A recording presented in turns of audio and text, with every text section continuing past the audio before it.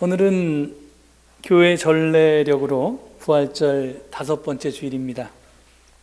그리고 동시에 우리 서울제일교회 창립 64주년을 기념하는 주일이기도 합니다. 마침 오늘의 성경 일과표가 제시한 복음 말씀이 요한복음 14장 1절로 14절이었습니다.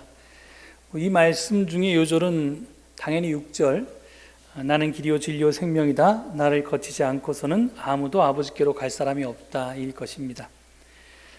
그런데 바로 이 요한복음 14장 6절은 우리 교회의 표, 여러분들 주보 앞면을 보시면 예수의 길을 따르는 신앙 공동체, 이렇게 우리 교회의 표가 작년부터 지금 2년째 게시되고 있는데, 이 표의 근거가 된 성경 구절입니다.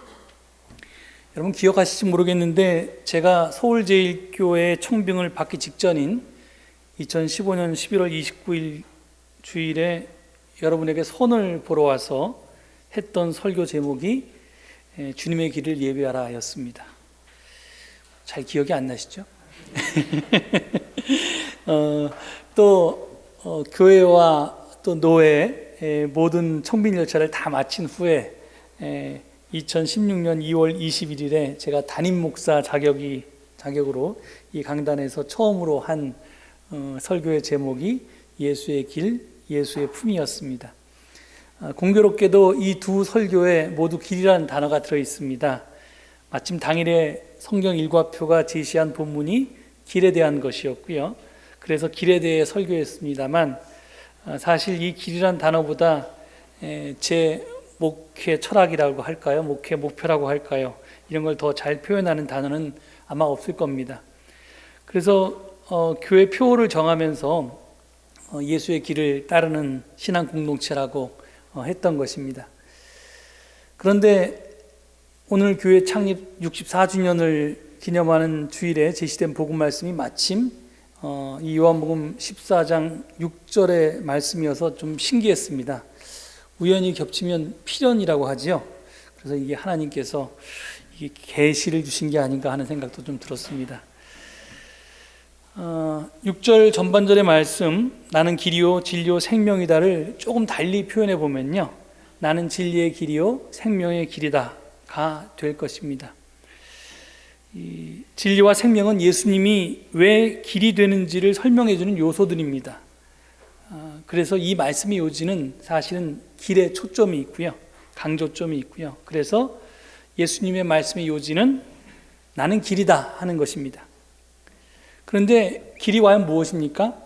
제가 앞의 두 설교에서는 길을 다르게 설명했었는데요, 오늘은 이 길이라는 것은 출발지와 목적지를 이어주는 경로라고 그렇게 말씀드리고자 합니다. 만약 길이 없으면, 또는 길이 있더라도 그 길을 우리가 모르면 우리는 결코 목적지에 도달할 수가 없습니다. 오늘 여러분께서 예배를 드리기 위해 집에서 교회까지 오셨을 텐데, 만약 길이 없었다면 어떻게 오실 수 있었겠습니까? 또 집에서 출발해서 교회에 이르기까지 이르는 길을, 그것이 여럿이 있겠지만 만약 여러분이 그 길을 다 모른다면 어떻게 오실 수가 있었겠습니까? 그래서 우리가 어느 곳에서 출발해서 다른 곳에 도착하려면 반드시 두 가지 조건이 충족되어야 합니다. 하나는 그 두 곳을 잇는 길이 있어야 한다는 것이고요, 다른 하나는 그 길을 우리가 알아야 한다는 것입니다. 그렇지 못할 때 우리는 참으로 난감한 상황에 놓이게 됩니다. 제가 병아리 목사일 때의 일입니다. 목사 안수를 받자마자 처음으로 경험한 장례가 참으로 안타까운 것이었습니다. 유명 신문사의 기자였던 어떤 교우가 계셨는데, 그분이 이제 아마 중요한 기획 기사를 마감하고 휴가를 개인적으로 받아서 강원도의 한 산으로 등산을 갔습니다. 그런데 그만 산에서 길을 잃고 헤매다가 황망하게 목숨을 잃으셨습니다. 마침 그날은 눈이 많이 내렸습니다. 그래서 모든 등산로가 눈에 덮이고 이게 보이지가 않았습니다. 있었던 길이 없어진 것이지요. 길이 없어지니 첩첩산중에서 그 교우는 어디로 가야 할지 방향을 찾지 못했고, 결국은 산중을 헤매다가 돌아가시고 말았습니다. 마침 그 교우는 나침판을 하나 갖고 있었습니다. 그런데 그 나침판이 문제였습니다. 그 나침판은 당시 초등학생이었던 아들이 학교 앞 문방구에서 부교재로 샀던 것입니다. 그러니까 싸구려 나침판이었는데요, 이게 장난감 수준이었지 제대로 된 것이 아니었습니다. 그 갈 길을 잃은 그 교우는 지도에서 대충 자기가 어디 있는지를 파악했고, 남쪽으로 내려가면, 계속해서 남쪽으로 가다 보면 큰 길에 다다를 수 있을 것이라 이렇게 예상을 했습니다. 그래서 이 불량 나침판이 가르치는 남쪽을 향해서 걷고 또 걸었습니다. 그런데 그 불량 나침판이 가르친 남쪽은 사실 남쪽이 아니었습니다. 그러니 그 방향으로 걸어봤자 길이 나오질 않았습니다.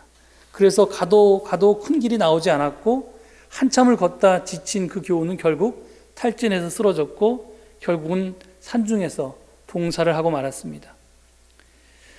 그렇습니다. 길이 없으면 우리는 결코 목적지에 도달할 수가 없습니다. 또 길이 있더라도 우리가 그 길을 모르면 결코 목적지에 다다를 수가 없습니다. 또 방금 전 제가 말씀드린 것처럼 엉터리 나침판을 이용하면 터무니없는 비극적인 결과를 맞이할 수도 있습니다. 그런데 이건 우리네 인생길도 마찬가지입니다.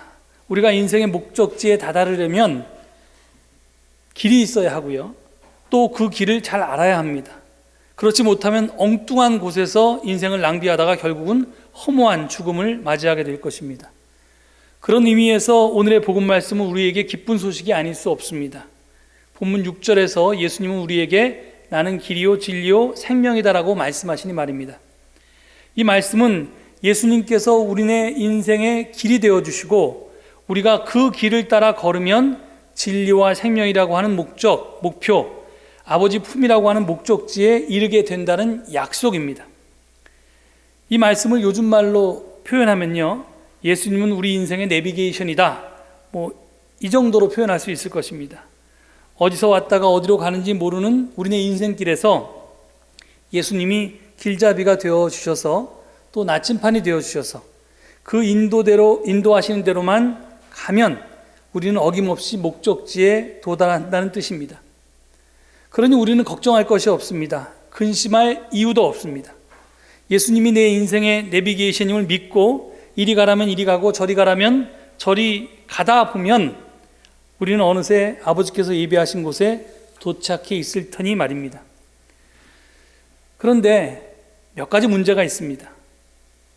첫째는요, 예수라는 정품 내비게이션에는 문제가 없는데, 종종 기독교나 교회라는 상점에서 파는 예수라는 내비게이션이 정품이 아니고 짝퉁이거나 아니면 아예 불량품인 경우가 있다는 것입니다. 세월호가 지금 다시 우리의 관심을 끌고 있는데, 여러분 그때 세월호를 운행한 업체가 기독교 복음 침례회라고 해가지고 듣도 보도 못한 이단이라고 이렇게 알려졌지 않습니까? 그러니까 이제 예수님을 분명히 설교하고 예수님의 길을 제시하지만 사실은 이건 완전한 불량품이었습니다. 따라서 싸구려 약장수 같은 저들의 상술에 넘어가서는 안 될 것입니다. 그렇다면 여러분이 어떻게 정통과 이단을 구별할 수 있을까요? 여러 가지 방법이 있겠지만 저는 이단이란 뭐냐 하면 어르신들을 등쳐먹는 각종 불량 건강식품 판매자들처럼 예수님을 만병통치약쯤으로 선전하는 사람들은 다 이단이라고 생각합니다. 즉 예수를 믿으면 만사형통이라고 선전하는 사람들은 이단일 가능성이 매우 높습니다. 특히 물에 빠진 사람은 지푸라기라도 잡고 싶은 법인데, 저들의 그 딱한 처지를 이용해서 감언이설을 들어오는 사람들은 이단인 경우가 많습니다. 그런데 이와 비슷하게 소위 정통교단에 속해 있지만 이단과 비슷한 메시지를 선포하는 교회들이 참으로 많습니다. 이 교회들 역시 짝퉁이라고 할 수 있을 것입니다. 그러니까 우리가 정품과 짝퉁, 불량품을 잘 구별해야 됩니다. 둘째 문제는 많은 사람들이 우리네 인생의 내비게이션인 예수님이 제시하는 길을 가지 않는다는 것입니다.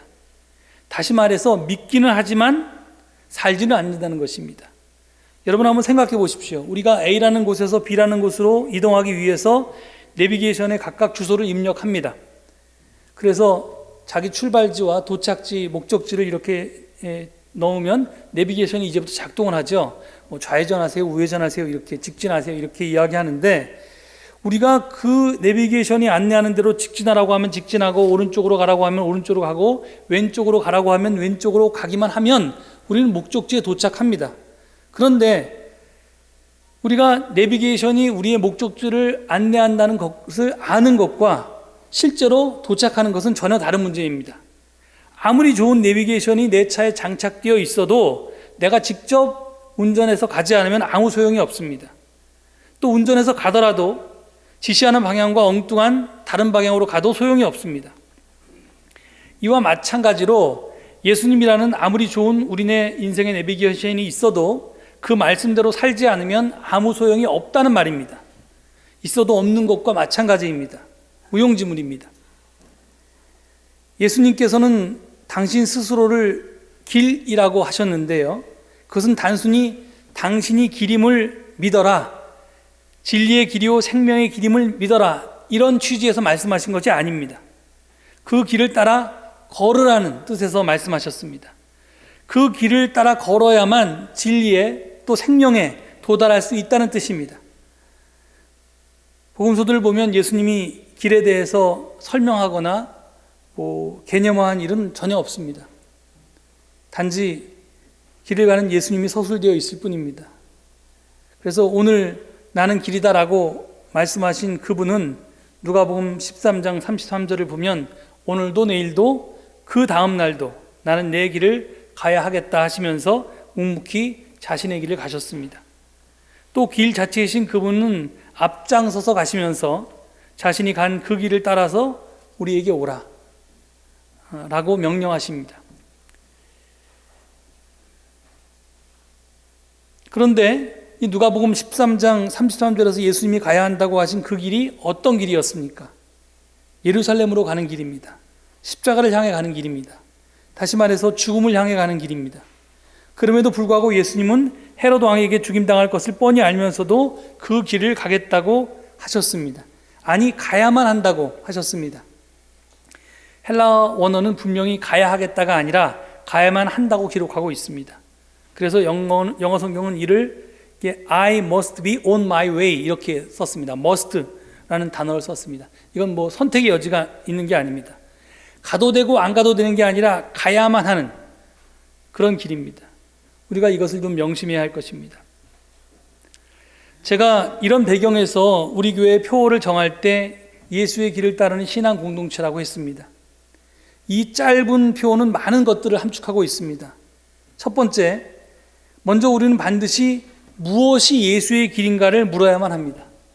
앞서 밝혔듯이 예수의 길이라고 하면서 정품이 아닌 짝퉁도 많고 또 불량품도 많기 때문에 그렇습니다. 많은 기독교 교단들과 교회는 자기들이 제시하는 길이 예수의 길이라고 주장합니다. 그리고 일반 성도들은 그것을 비판 없이 무조건 받아들입니다. 교회는 교인들에게서 스스로 생각할 수 있는 힘을 빼앗고 무비판적으로 믿고 순종하라고만 합니다. 하지만 지난 2000년이 넘는 기독교의 역사 속에서 저들이 말했던 예수의 길은 진짜 예수의 길이 아님이 이미 폭로된 바 있습니다. 그러니 우리는 처음부터 기독교 교리 등을 무비판적으로 받아들이기만 해서는 안 됩니다. 스스로 생각하는 힘을 길러서 성경을 읽고 또 묵상하고 공부하면서 무엇이 참 예수의 길인지를 끊임없이 묻고 찾아야만 합니다. 그래서 저는 성경 공부를 굉장히 강조합니다. 제 경험상 성경 공부를 한 교우와 하지 않은 교우는 차이가 굉장히 많이 납니다. 특히 하지 않은 교인들은요, 자기가 가지고 있는 내비게이션이 정품인지 짝퉁인지 또는 불량품인지를 구별하지 못하십니다.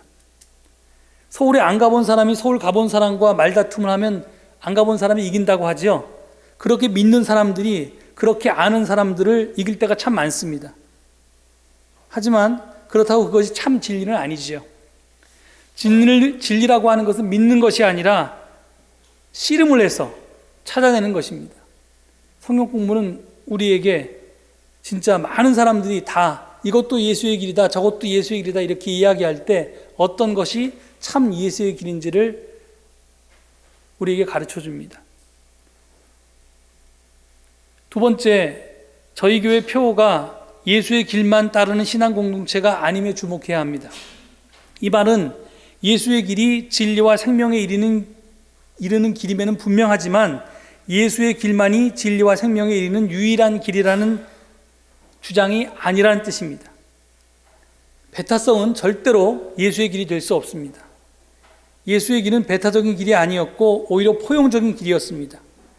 예수를 주라 고백하는 자만이 아니라 예수님은 수고하고 짐진 모든 사람들을 품는 그런 길을 사셨기 때문입니다. 그러나 우리는 비록 예수 말고도 진리와 생명에 이르는 다른 길이 있음을 알지만 그럼에도 불구하고 예수의 길이 좋아서 기꺼이 이 길에 동참한 사람들입니다. 그래서 우리는 신앙 공동체라고 하는 것입니다. 교회는 NGO 같은 시민운동단체가 아닙니다. 또 등산 모임 같은 친교 집단도 아닙니다. 우리는 신앙 공동체입니다. 이게 본입니다. 물론 교회 이름으로 촛불 집회에도 참석하고 등산이나 야유회도 갑니다. 하지만 이런 것들은 본이 아니고 말입니다. 본말이 전도되면 참으로 곤란한 일이 생깁니다. 따라서 염불에는 마음이 없고 제밥에만 마음을 두는 교회 생활은 참 신앙 생활이 아닙니다. 우리는 그냥 이 교회라는 어떤 데 함께 그냥 뭐 친교 집단으로서 운동 집단으로서 참여하는 것이 아니라 우리가 신앙 공동체의 일원으로 참여하고 있다는 것을 잊어서는 안 됩니다.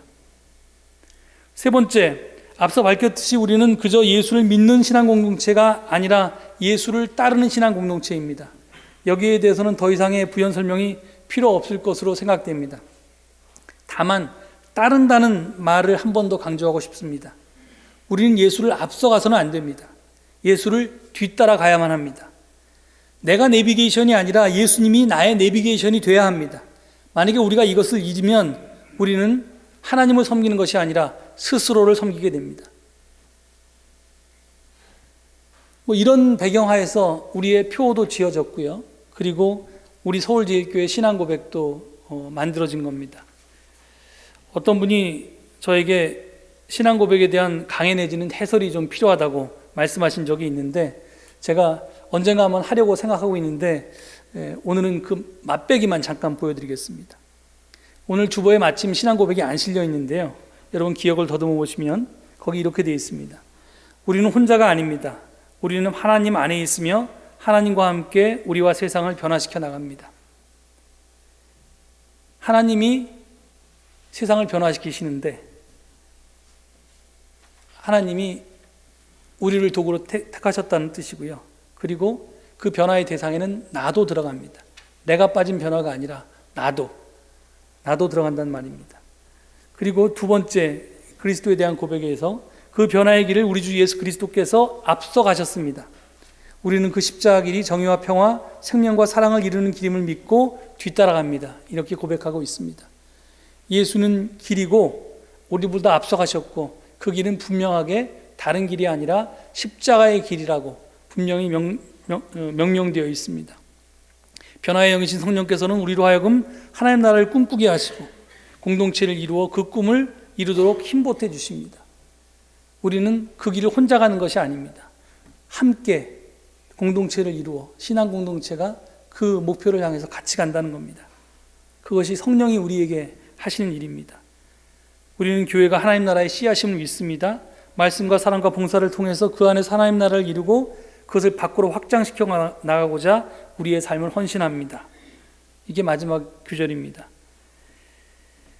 우리가 믿는 이 하나님의 교회 공동체가 비록 다자란 형태는 아니지만 하나님 나라의 씨앗으로서 이 안에서 우리가 하나님 나라를 먼저 이루고 그리고 그것을 점점 밖으로 확장시켜 나가면서 하나님 나라를 이 땅에 이루는 일이 우리의 궁극적인 골이라는 겁니다.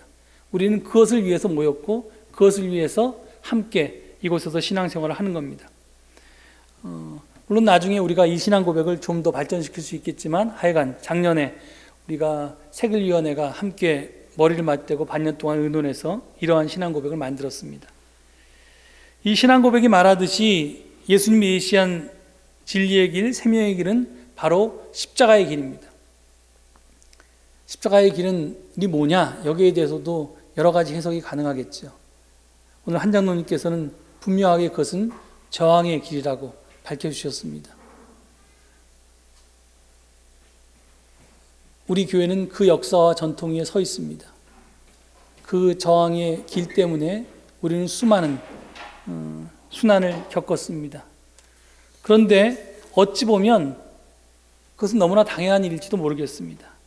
왜냐하면 길이라는 것이 본래 그렇기 때문입니다. 길은 우리의 발바닥 밑에 있습니다. 사람들에게 밟힙니다. 그러면서 단단해지고 진짜 길이 되는 것입니다. 우리가 세상에서 예수 그리스도처럼 예수 그리스도를 뒤따라 살면서 우리가 때로는 밟히고 또 낮아져야 하고, 그리고 사람들이 거기다 뭐 침도 뱉고 뭐도 버리고 하는 그런 순환을 당할지 모르지만, 우리는 그렇게 예수 그리스도처럼 낮아지고 저항하면서 그렇게 살아서 다른 사람을 생명과 또 진리로 인도하는 길이 분명히 그 길임을 믿고 그 목표에서 함께 모인 사람들입니다. 다행히 우리는 지난 64년 동안 부족하지만 이 교회 속에서 이 목표를 실현하면서 살았습니다. 어떨 때는 부족할 때도 있었지만 그래도 그 맥이 전혀 끊기지 않고 오늘날까지 이어왔습니다. 이제 2017년 우리는 다시 이 창립기념주일을 맞아서 우리가 과연 예수의 길을 따르는 신앙 공동체인가를 물어야 할 것입니다. 우리가 따르는 예수의 길이 무엇인지, 그리고 우리는 따르는지, 그리고 우리는 신앙 공동체인지, 이것을 물으면서 우리의 앞날을 다시 설계해 나가야 할 것입니다. 우리가 예수님이 길이 되셨는데 이제 우리는 예수님을 밟고 그리스도인이 되었습니다. 진리의 길, 생명의 길에 우리는 들어섰습니다. 이제 그 길을 딛고선 우리에게 예수님께서 너희도 나처럼 다른 사람을 위한 길이 되라고 말씀하십니다. 다른 사람을 위해서 낮아지고 밟히면서도 진리가 되고 생명이 되라고 하십니다. 우리가 이 일을 감당할 수 있길 바랍니다. 그래서 하나님께서 이 교회를 64년 전에 이곳에 창립하신 그 이유를 우리들이 함께 이루어 나갈 수 있기를 간절히 축원합니다. 기도하시겠습니다. 하나님, 부족하지만 저희들로 하여금 진리의 길, 생명의 길이 되신 예수의 길을 따르게 하심에 감사드립니다. 이제 변화된 상황 속에서 우리가 오늘 걸어야 할 길이 무엇인지 다시 묻게 하시고, 함께 씨름하면서 그 길을 찾게 하시고, 그래서 그 찾은 길을 손에 손잡고 또 밀어주고 끌어주면서 더불어 함께 가는 신앙 공동체로 굳건히 세워주시옵소서. 감사드리며 예수 그리스도 이름 받들어 기도 올립니다. 아멘.